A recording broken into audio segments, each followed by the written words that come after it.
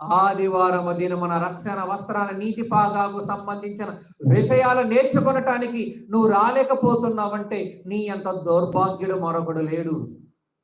దీనికి నువ్వు లెక్క చెప్పాలి. నువ్వు తింటున్న తిండికి లెక్క చెప్పాలి, నువ్వు కట్టుకున్న బట్టకు లెక్క చెప్పాలి, నువ్వు కట్టుకున్న ఇంటికి లెక్క చెప్పాలి, నువ్వు తాగుతున్న నీళ్లకు లెక్క చెప్పాలి.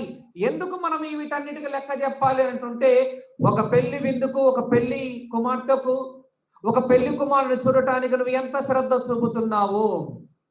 అలాగనే దేవుడు ఏమంటున్నాడంటే, నీతి రక్షణను, నీతి పాదను ధరించుకునటానికి కొరకై నువ్వు ఎంత శ్రద్ధ చూపుతున్నావు చెప్పు ఈ ఆదివార దినమున.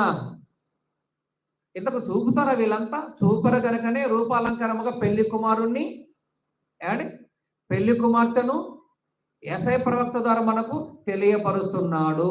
అంటే రక్షణ వస్త్రం ఎలా ధరించుకోవాలంట? పెళ్లి కుమారు